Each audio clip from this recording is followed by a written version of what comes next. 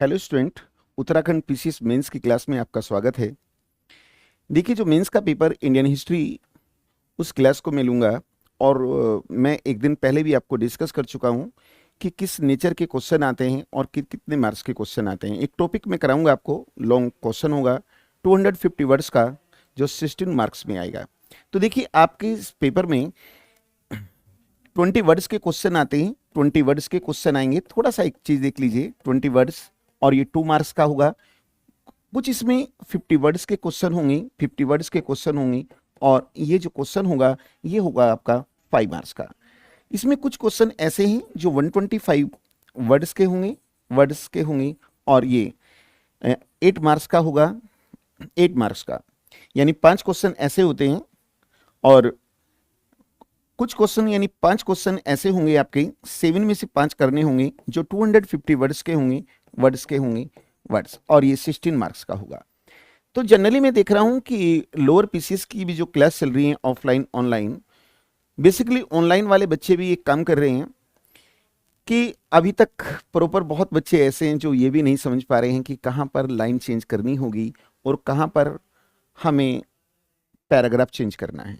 तो थोड़ा सा मैं आपको ये चीज़ बताना चाहूँगा यहाँ पर। फिर क्वेश्चन का एक नेचर देखिए, जैसे 20 वर्ड्स का क्वेश्चन है या 50 वर्ड्स का क्वेश्चन है, इन क्वेश्चनों में हमें कोई भी भूमिका नहीं बनानी होती, क्योंकि बहुत ही शॉर्ट क्वेश्चन होते हैं। तो इसमें डायरेक्ट आपको लिखना शुरू कर देना है। आप देखिए, मैंने पिछले साल के भी बहुत से क्वेश्चन देखे हैं यहाँ पर। जैसे भास्कराचार्य को भी पूछ लिया गया, या सिंधु सभ्यता का भौगोलिक विस्तार पूछ लिया गया, यानी geographical extension of Indus valley civilization. ठीक, अब हम ये नहीं कहेंगे कि ये सबसे पुरानी सभ्यता थी भारत की, आदि आदि। तो आपको डायरेक्ट लिखना है कि नॉर्थ में कश्मीर है, कश्मीर मांडा, और साउथ में दैमाबाद, एंड ईस्ट की अगर हम बात करते हैं, ईस्ट, तो ईस्ट में देखिए आलमगीरपुर है, और अगर हम वेस्ट की बात करते हैं, वेस्ट जो पाकिस्तान में है वो सुत का गेंडोर है, सुत का गेंडोर। ठीक है, बस इतना लिखिए, 20 वर्ड्स पूरे हो गए और 2 में से 2 नंबर ले लीजिए। ठीक, लेकिन जो बड़े क्वेश्चन होते हैं, जैसे 250 वर्ड्स का क्वेश्चन है, तो ऐसे क्वेश्चनों में क्या होता है, इसमें आप उसका इंट्रो दे सकते हैं, लेकिन छोटे क्वेश्चनों में इंट्रो देने की जरूरत नहीं है। कहाँ हमें लाइन चेंज करनी होती है और कहाँ पर हमें पैराग्राफ चेंज करना होता है, थोड़ा सा उस पर डिस्कस कर लेते हैं, फिर मैं प्रॉपर आपको टॉपिक पर लेकर आऊंगा। देखिए स्टूडेंट्स, वहां पर आपको प्लेन कॉपी मिलेगी, प्लेन कॉपी मिलेगी, ये ध्यान रखना है। तो सपोज दैट ये पेज है, पेज, और आप मान लीजिए जैसे हम एसे में लिखते हैं, एसे में भी हमें पैराग्राफ चेंज करना होता है, या कहां पर हमें लाइन चेंज करनी है, सबसे पहले मैं ये बताऊंगा आपको। सपोज दैट एक एसे को ही हम लिख रहे हैं, और एसे है हमारा women empowerment, women women empowerment, empowerment महिला सशक्तिकरण है। तो जब ऐसे ही अगर हम लिखते हैं, तो उसमें सबसे पहला क्या होता है, एक इंट्रोडक्शन होता है। एक आपको इसमें इंट्रोडक्शन देना है, यानी महिला सशक्तिकरण क्या है, हेडिंग नहीं डालना।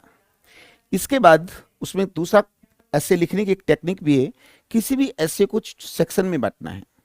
तो पहला क्या है, इंट्रोडक्शन लिखना है, फिर दूसरा लिखना है कि इसकी आवश्यकता क्यों पड़ी, आवश्यकता, आवश्यकता आखिर क्यों पड़ी, क्यों पड़ी, यानी महिलाओं के उत्थान के लिए जो एम्पावरमेंट कॉन्सेप्ट लाया गया, आखिर जरूरत क्यों पड़ी। तो भाई उनका लिटरेसी रेट कम है, सेक्स रेशियो कम है, जीडीपी में भागीदारी कम है, उनके ऊपर जैसे आप देख रहे हैं कि डोमेस्टिक वायलेंस भी होते हैं, सेक्सुअल हरासमेंट होता है। ठीक है, तो इसलिए आवश्यकता बढ़ रही है। फिर इसके लिए हमें लिखना है संवैधानिक उपाय लिखना है, संवैधानिक उपाय लिखना है, यानी इंडियन कॉन्स्टिट्यूशन में कहाँ कहाँ इनका जिक्र किया गया है। जैसे आर्टिकल 15 ब्रैकेट में 3 में किया गया है, इनके लिए रिजर्वेशन की व्यवस्था की गई है। डीपीएस, डीपीएस आर्टिकल 42, यानी उसमें भी बात की गई है प्रसूति गृह यानी डिलीवरी होम की बात की गई है। ऐसे ही फंडामेंटल ड्यूटी में भी बात की गई है। फिर इसके लिए सरकारी प्रयास लिखने हैं हमें, सरकारी प्रयास क्या लिखें, प्रयास क्या है। फिर इसका कंक्लूजन, निष्कर्ष लिखना होता है, निष्कर्ष लिखना होता है। तो इस तरीके से ऐसे इजी हो जाता है। सपोज दैट अगर मैं बात करता हूं, मैंने इसकी आवश्यकता क्यों पड़ी, तो इसकी आवश्यकता मैंने ये शुरू किया, और शुरू करते करते फाइनली मैंने ये यहां तक लिख दिया, यहां तक लिख दिया। इस तरीके लाइन दिखा रहा हूं मैं, लाइन वहां नहीं होती, और यहाँ कंप्लीट हो जाता है। अब आप इसके संविधान में इसके महिलाओं के डेवलपमेंट के लिए क्या बात की गई है, तो चूंकि ये अलग चीज थी, ये अलग है, तो इसके लिए आपको पैराग्राफ चेंज करना है, ध्यान रखना है पैराग्राफ। तो जब हम पैराग्राफ चेंज करते हैं तो ध्यान रखना कम से कम 2 लाइनों का गैप होना चाहिए, 2 लाइनों का गैप होना चाहिए। ठीक, जैसे ये लाइन है, ये लाइन, तो आपको इस लाइन में क्या है, इतना स्पेस छोड़ना है, तब आपको शुरू करना है। इतना स्पेस छोड़ना है, यहां से यहां तक स्पेस छोड़ना है, और यहां से आपको शुरू करना है। एक ये पैराग्राफ में आप लिख रहे हैं, पैराग्राफ चेंज किया, लेकिन संविधान में तो इसकी कहीं, चलो ये पैराग्राफ लिख लिया, अब हमें सरकारी प्रयास लिखना है, तो इसके लिए अब हम क्या करेंगे, फिर पैराग्राफ चेंज करेंगे, यानी 2 लाइन का स्पेस देंगे, और आपने सपोज दैट ये बात लिख दी। लेकिन सरकारी प्रयास में तो हम देखते हैं, जैसे 2005 में क्या हुआ, एक डोमेस्टिक वायलेंस एक्ट लाया गया था, तो आपने ये लिख दिया। अब यहां पर दूसरा सरकारी प्रयास बेटी बचाओ और बेटी पढ़ाओ है। चूंकि सरकारी प्रयास में डोमेस्टिक वायलेंस भी है और बेटी बचाओ बेटी पढ़ाओ भी है, तो इसी पैराग्राफ में लिखेंगे, लेकिन यहां पर लाइन चेंज करेंगे। तो जहां पैराग्राफ चेंज करते थे हम जनरली वहां क्या करते हैं, 2 लाइन का स्पेस देते हैं, लेकिन जब लाइन चेंज करनी होती है तो हम नेक्स्ट लाइन से लिखेंगे, लेकिन नेक्स्ट लाइन से जब हम लिखते हैं तो इतना स्पेस छोड़ के चलना है। ठीक, तो कहां पर पैराग्राफ चेंज करना है, जैसे हम कल्चर की बात करते हैं इंडियन हिस्ट्री में, यानी हमें सामाजिक जीवन लिखना है तो एक पैराग्राफ में लिखा जाएगा, फिर उसकी इकोनॉमी को लिखना है तो नेक्स्ट पैराग्राफ में लिखा जाएगा, उनके एडमिनिस्ट्रेशन को लिखना है तो नेक्स्ट पैराग्राफ में लिखा जाएगा, उनके रिलीजन को लिखना है तो नेक्स्ट पैराग्राफ में लिखा जाएगा। अब हम सपोज दैट उनकी सोशल, यानी जो सामाजिक जीवन है, सोशल लाइफ, उसको लिखना है, तो एक पैराग्राफ में लिखेंगे। तो उसमें कई चीज लिखते हैं कि यहाँ की सोसाइटी कैसी है, यानी अगर कहीं की, जैसे हम बात करते हैं, अगर मौर्याज की बात करते हैं, गुप्ताज की बात करते हैं, तो वहां की सोसाइटी क्या है, वो मेल डोमिनेट सोसाइटी है। ठीक, फिर हमने वहां पर लिखा क्या वहां स्लेव सिस्टम या अनटचेबिलिटी है या नहीं, यानी दास प्रथा और अस्पृश्यता है या नहीं, तो वो भी सामाजिक जीवन का हिस्सा होता है, लेकिन वहां पर आपको लाइन चेंज करनी है। फिर उनके कास्टिज्म को लिखना है, वर्ण व्यवस्था भी सामाजिक जीवन का हिस्सा होता है, लेकिन उसके लिए भी हमें लाइन चेंज करनी है। तो इन चीजों का आप ध्यान रखेंगे। और मेंस में सबसे ज्यादा जो रोल होता है वो आंसर राइटिंग का होता है। भले ही आपको कोई क्वेश्चन आता हो, यदि आप आंसर राइटिंग नहीं करते हैं तो फिर गड़बड़ हो जाएगी। चलो स्टूडेंट्स, आज एक क्वेश्चन लेकर चलता हूं। जो 2017 में उत्तराखंड पीसीएस में जो एक फुल क्वेश्चन 250 वर्ड्स में आया, तो उसमें सिरसासुरी के राजस्व व्यवस्था यानी उसका रेवेन्यू सिस्टम क्या था, उस पर क्वेश्चन पूछा गया। तो इस बार आपसे लॉन्ग क्वेश्चन पूछने की पूरी संभावना है कि अकबर की भू राजस्व व्यवस्था की व्याख्या कीजिए। ये 250 वर्ड्स में लिखा जाना है, ये 125 वर्ड्स में भी लिखा जा सकता है। ठीक, आगे मैं आपको ये भी बताना चाहूंगा कि इसे 125 वर्ड्स में लिखना है तो हम कौन कौन से कंटेंट्स उससे हटाएंगे, और यदि फुल क्वेश्चन में लिखना है तो कौन कौन से कंटेंट्स हमें एक्स्ट्रा डालने हैं। ठीक, तो अब मैं शुरू करता हूं, लेकर चलता हूं अकबर की भू राजस्व व्यवस्था। देखिए, अकबर की भू राजस्व व्यवस्था, अकबर की भू राजस्व व्यवस्था, भू राजस्व व्यवस्था। देखिए स्टूडेंट्स, भू राजस्व यानी ये जो मुगल थे, इनकी सोर्स ऑफ इनकम जो बेसिकली होती थी वो भू राजस्व होता था। भू माने भूमि है, खेती बाड़ी है, उससे जो रेवेन्यू जनरेट होगा वो कौन सा तरीका यहां पर अपनाया गया था, तो अकबर की भू राजस्व व्यवस्था को लेकर चलेंगे। देखिए, कई बार आप लोगों से क्वेश्चन पूछा जाता है कि अकबर महान था, सिद्ध कीजिए।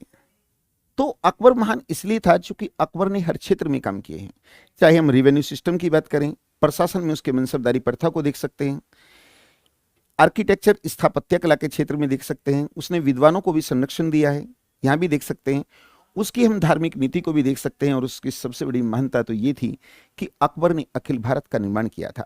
तो अकबर जो महान है, उसकी महानता में अकबर को यदि हम कहते हैं कि अकबर महान है, महान था, तो इसमें उसकी भू राजस्व व्यवस्था का भी, भू राजस्व व्यवस्था को भी हम कह सकते हैं, क्योंकि इतना अच्छा कॉन्सेप्ट अकबर ने दिया था। लेकिन अकबर की जो भू राजस्व व्यवस्था है ये मौलिक नहीं थी, मौलिक नहीं थी। देखिए, मौलिक नहीं थी का मतलब होता है ये अकबर का ओरिजिनल कॉन्सेप्ट नहीं था। क्योंकि क्यों नहीं था, क्योंकि इससे पहले, अकबर से पहले जो शेर शाह सूरी रहा है, शेर शाह सूरी की जो राजस्व व्यवस्था थी, भू राजस्व व्यवस्था, राजस्व व्यवस्था व्यवस्था ये इसका सुधरा रूप था, ये इसका सुधरा सुधरा रूप था। यानी शेरशाह सूरी ने जो भू राजस्व व्यवस्था शुरू की थी, ये वही भू राजस्व है व्यवस्था है, लेकिन उसने क्या किया, उसने 1540 से लेकर 45 तक शासन किया था। थोड़ा डिटेल में बता देता हूं। और वो लगातार संघर्षरत रहा। तो उसने जो भू राजस्व व्यवस्था शुरू की, उसमें थोड़े से दोष रह गए थे। चूंकि दोष इसलिए रह गए थे, अभी तक उसके एक्सपेरिमेंट मात्र थे। अगर वो कुछ दिन और जीवित होता तो उन दोषों को दूर करके महान बन जाता। लेकिन अकबर को ने लंबे समय शासन किया, तो अकबर को मौका मिला और अकबर ने सूरी की राजस्व व्यवस्था को स्टडी किया, रीस्टडी किया और उन दोषों को दूर किया और दोषों को दूर करके महान बन गया। तो मैं कह सकता हूं कि सूरी की भू राजस्व व्यवस्था का सुधरा हुआ रूप था। देखिए अकबर ने किया, सबसे पहले 1563 में एतमद खां उसके एक फाइनेंस मिनिस्टर थे, वित्त मंत्री थे, वित्त मंत्री। इस वित्त मंत्री को नियुक्त किया और इसने खालसा भूमि को, खालसा जो भूमि है, भूमि यानी सरकारी भूमि, इसे जागीर भूमि से अलग किया, जागीर भूमि से पृथक किया। अब इसका मतलब क्या होता है? एक जागीर है जो जागीर दी जाती थी, और खालसा भूमि वो होती है सरकारी भूमि जिससे गवर्नमेंट को रेवेन्यू मिलता है। अलग किया। लेकिन इस समय कोई सुधार, भू राजस्व सुधार नहीं किया गया था, सुधार नहीं किया। लेकिन अकबर ने जब गुजरात को जीता, अकबर ने जब गुजरात को जीता है, गुजरात विजय के बाद इसमें रुचि लेनी शुरू की। मैं फुल क्वेश्चन लिखवा रहा हूं आपको। तो अब क्या कर रहा है, अकबर ने भूमि का मापन कराया, अकबर ने भूमि की माप कराई, और ये जो भूमि की माप कराई, एक्चुअली में जो पर्वतीय क्षेत्र हैं, पर्वतीय क्षेत्र, पंजाब, इसे हटा देता हूं, पर्वतीय क्षेत्र, राजपूताना क्षेत्र, बिहार और बंगाल, इन क्षेत्रों को छोड़कर भू सर्वेक्षण किया गया था, यहां पर नहीं किया गया। ठीक। तो अकबर ने जो माप कराई, जो गजे सिकंदरी या सिकंदरिया गज भी कह सकते हैं, जो गजे सिकंदरी था, गजे सिकंदरी, इससे माप होती थी, पहले माप होती थी गजे सिकंदरी, लेकिन इसमें रस्सी होती थी। तो रस्सी से एक्चुअली में प्रॉपर मेजरमेंट नहीं किया जा सकता, क्योंकि रस्सी घट बढ़ जाती है। बरसात के सीजन में देखते हैं तो मौसम के कारण सिकुड़ जाती है ना।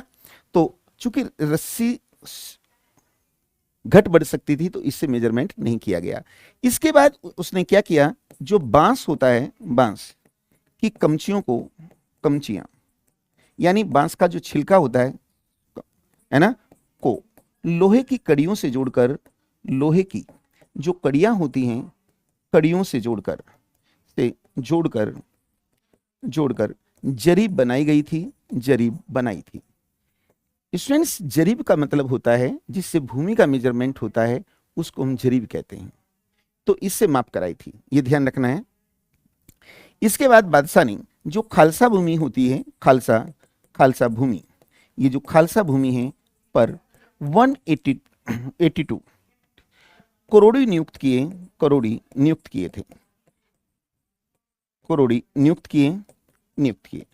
अब ये जो 182 करोड़ी नियुक्त किए गए हैं, इसका मतलब क्या होता है, इसको आपको समझना है। देखिए, खालसा भूमि पर किए गए हैं।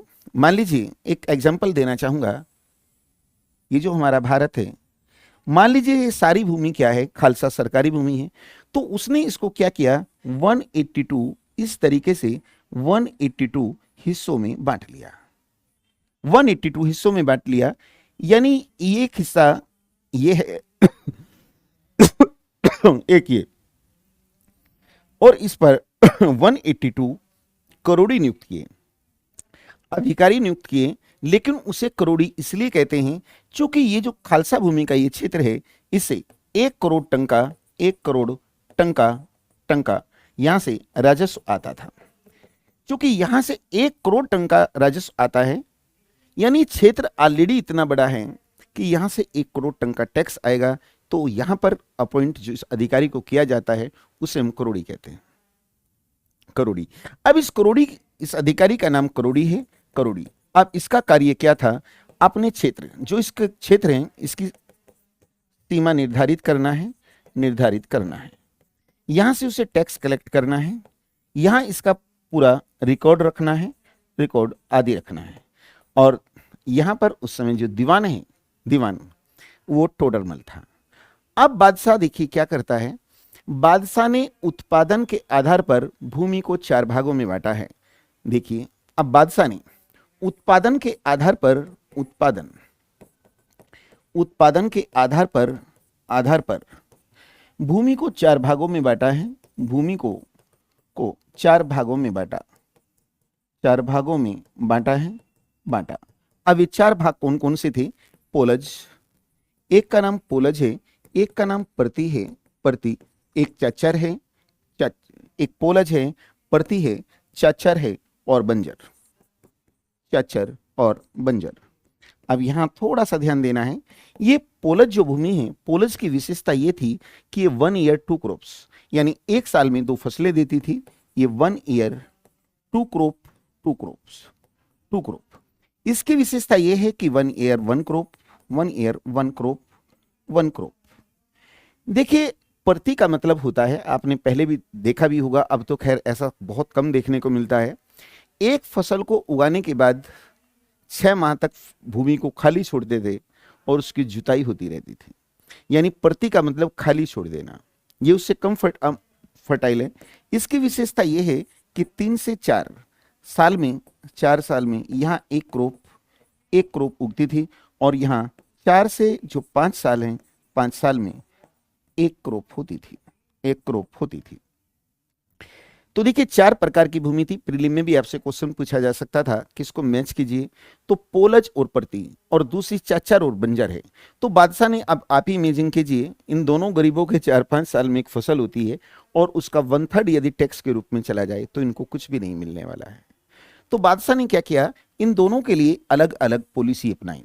अगर हम पोलज और प्रति की बात करते हैं तो बादशाह ने क्या किया, यहां पर समान आकार के 3 प्लाट चुने हैं, समान आकार के 3 प्लाट चुने हैं, समान आकार के 3 प्लाट चुने हैं, और उसमें एक हाई, एक मीडियम एंड एक लो, यानी एक उत्तम प्रकार का है, एक मध्यम प्रकार की भूमि है और एक निम्न प्रकार की भूमि है। सपोज दैट, तो क्या कर रहा है, यहां से जो उत्पादन होता है, उत्पादन जो प्रोडक्शन होता है, प्रोडक्शन यहां तीनों से जो उत्पादन होता है का ये एवरेज यानी औसत निकालता है, औसत। इस औसत को आधार बनाकर इसका 1/3 टैक्स के रूप में लिया जाता था। सपोज दैट यहां उत्तम है, यहां 15 क्विंटल प्रोडक्शन हो रहा है, यहां 12 क्विंटल प्रोडक्शन हो रहा है और यहां 9 क्विंटल प्रोडक्शन हो रहा है। तो तीनों का एवरेज निकालेंगे, इसका एवरेज क्या आएगा 12, और इसका 1/3 कितना होगा 4। इस तरीके से टैक्स लेता था। अब इन दोनों के लिए बादशाह क्या करता है, देखिए अकबर की विशेषता यह है कि टैक्स पॉलिसी गवर्नमेंट की इस तरीके की होनी चाहिए कि गवर्नमेंट को और प्रजा को फायदा हो। तो बादशाह ने क्या, किसानों के लिए कई काम किए। तो बादशाह इन दोनों से कहता है, देखिए अगर तुम इस पर पहले वर्ष खेती करते हो, बादशाह को 4 या 5 साल में टैक्स आना है, ये कहता है इन दोनों से, यदि तुम इस पर पहले वर्ष खेती करते हो तो राज्य अपने हिस्से का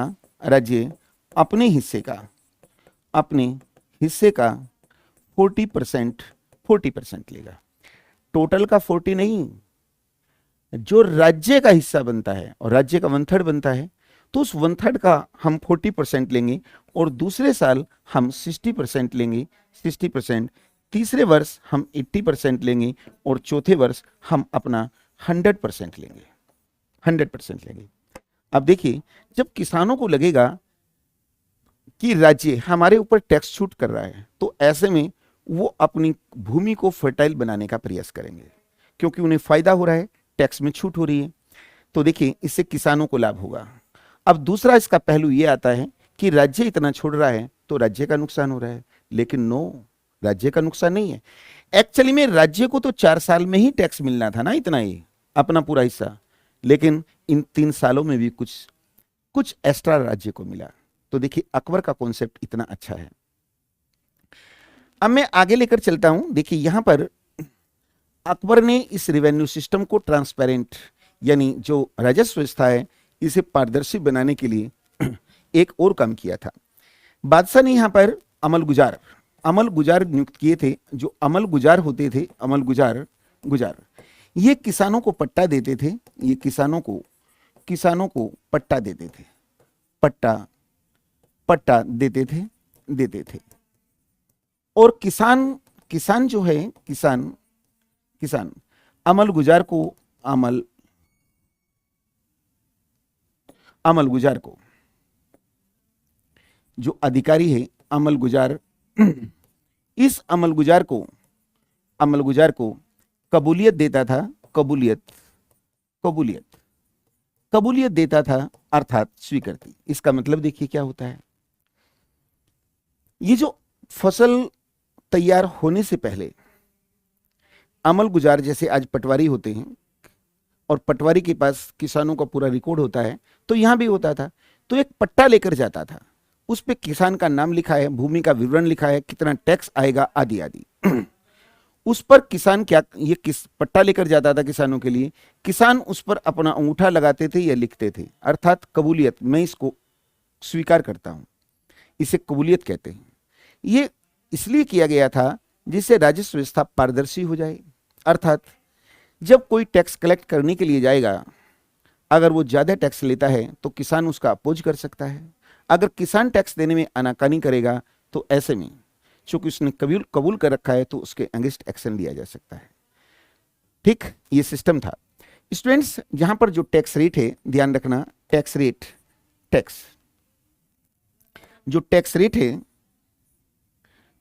टैक्स रेट ये 1/3 था। और टैक्स नकद और उपज, यानी कैश और यील्ड, नकद और उपज ये दोनों रूपों में दे सकते थे। यदि अकाल आदि होता था, अकाल आदि के समय टैक्स माफ कर दिया जाता था, टैक्स माफ कर देते थे। लेकिन अब देखने की बात यह है, यदि नकद कर लिया जाएगा, उपज के रूप में 1/3 जा रहा है तो कोई बात नहीं, लेकिन अगर नकद कर लिया जाएगा तो फसल के भाव तय करने होंगे, और फसलों के भाव तय करने में राज्य को विलंब होता होगा। तो अकबर ने इस समस्या का समाधान करने के लिए एक नई चीज लेकर आया था जिसे आईने दहसाला कहते हैं। तो देखिए आईने दहसाला व्यवस्था, आईने दहसाला व्यवस्था, आईने दहसाला व्यवस्था। स्टूडेंट्स आप लोगों से 125 वर्ड्स में आईने दहसाला व्यवस्था अलग से भी पूछा जा सकता है, क्योंकि लोअर पीसीएस में जो हमने एग्जाम जो है उसमें 100 मार्क्स का एक जीएस का पेपर है, और उसमें एक फुल क्वेश्चन और एक शॉर्ट नोट पूछा जा सकता है। यहाँ 200 मार्क्स का केवल हिस्ट्री का पेपर है, और 37-38 क्वेश्चन शॉर्ट नोट सहित उसमें आएंगे। तो यहां पर कुछ भी बिल्कुल भी नहीं छोड़ा जा सकता। ठीक है, तो आईने दहसाला व्यवस्था क्या है, देखिए 1580 मैं समझाऊंगा आपको। एक्चुअली में ये जो अबुल फजल है, इसने अकबरनामा एक पुस्तक लिखी थी, और अकबरनामा का जो 3rd वॉल्यूम है उसे हम आईने अकबरी कहते हैं। तो देखिए अबुल फजल, ये जो अबुल फजल है, अबुल फजल की जो आईने अकबरी है, आईने अकबरी है, अकबरी इसमें कहता है कि बादशाह ने अपने शासन के 15 से, ठीक है, 15 से 24वें वर्ष तक के आंकड़े एकत्र किए थे, आंकड़े एकत्र। अब 15 से 24 वर्ष तक के आंकड़े एकत्र का मतलब होता है, देखिए बादशाह गद्दी पर कब बैठा है, 1556 में, और 1556। तो 56 में इसको जोड़ते हैं तो 1571 आता है और इसको जोड़ते हैं तो 1580 आता है। अर्थात बादशाह ने 1571 से 1580 तक के आंकड़े एकत्र किए। अब इसको मैं समझा देता हूं। इसका मतलब होता है कि जो यहां पर भाव तय होते हैं, भाव तय हो रहे हैं, बादशाह हर साल भाव तय करता था और उसमें विलंब होता होगा। तो उस जो एक नए कॉन्सेप्ट को लेकर आ रहा है, आईने दहसाला, दहसाला का मतलब 10 वर्ष तक के आंकड़े, वो उनको आधार बनाएगा। यानी 1571 में 71 और यहां 72 है, 3 4 5 6 7 8 9 और 1580। मान लीजिए यहां पर रेट 95 थे या 94 हैं या 93 है, इस तरीके से रेट थे, उनको आधार बना दिया। अब बादशाह को 1581 का रेट चाहिए, तो बादशाह ने क्या किया, बादशाह ने इन 10 वर्ष के आंकड़ों को जोड़ा है और उनका एवरेज निकाला और पता लगा यहां 100 आ रहा है। अब बादशाह को 1582 चाहिए, 1582, तो उसने इसको हटा दिया है और इसको जोड़ दिया है और इसका 102 आया। अब उसे 1583 का भाव चाहिए, तो इसको हटा देगा और जो लेटेस्ट है उसको जोड़ देगा और मान लीजिए ये 101 आया। तो इसे हम आईने दहसाला कहते हैं। बहुत ही अच्छा सा कॉन्सेप्ट था ये। चलो, इसमें एक छोटी सी चीज और बची है, उसको भी ले लेते हैं। कर वसूलने का तरीका क्या होता था और कर वसूली के प्रकार। कर वसूली के प्रकार तो देखिए स्टूडेंट्स, यहां बेसिकली 3 प्रकार थे। नंबर एक है बटाई प्रणाली। अब हम लेकर चलते हैं पहले बटाई प्रणाली को। बटाई प्रणाली और ये 3 प्रकार की होती थी। एक है खेत बटाई, एक है लंक बटाई और एक है रास बटाई। स्टूडेंट्स, खेत बटाई का मतलब क्या होता है? इसका मतलब होता है फसल पककर तैयार हो गई है, ये किसान की इच्छा है कि कौन सा तरीका चाहता है, तो किसान कहता है सरकारी कर्मचारी से कि तुम अपना हिस्सा काट लो, हम अपना हिस्सा काट लेंगे।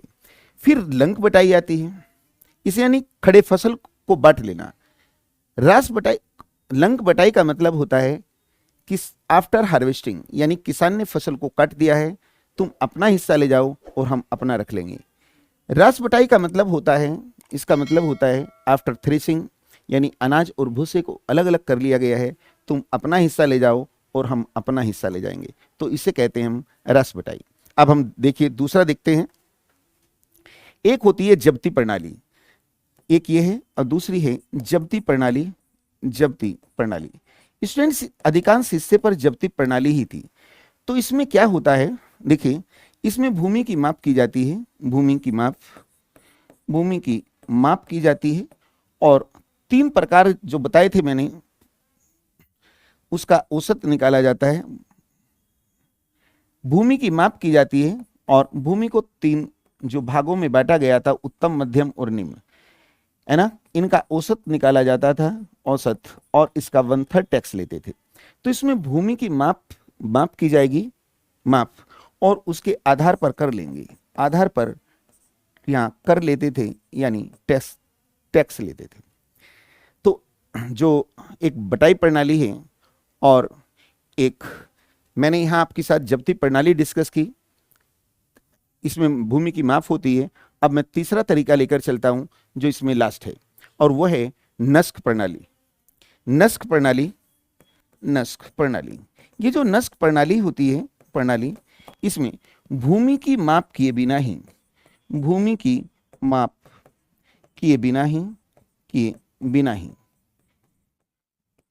ही उत्पादन का अनुमान लिया जाता था, अनुमान लगाते थे और इसके आधार पर 1/3 टैक्स लेते थे। अगर मेजरमेंट की बात करते हैं, जैसे अलाउद्दीन खिलजी ने सबसे पहले भूमि की माप कराई थी और माप के आधार पर टैक्स लिया था, उसने भी 3600 वर्ग गज का एक बीघा बनाया था, और अकबर ने भी 3600 स्क्वायर यार्ड यानी वर्ग गज का बीघा बनाया। लेकिन उसके समय उसे हम वहां पर मसाहत प्रणाली कहते थे, और यहाँ पर इसको क्या कहते हैं, जब्ती प्रणाली। तो ये अकबर का रिवेन्यू सिस्टम था। तो स्टूडेंट, ये क्लास देखिए आपको कैसी लगी, कैसी नहीं लगी, प्लीज़ कमेंट के माध्यम से बताइए। तो बीच बीच में फिर जीत आइएस का ऐसे आपको सहयोग मिलता रहेगा। ये क्लास में ही कंप्लीट करता हूँ। Thank you.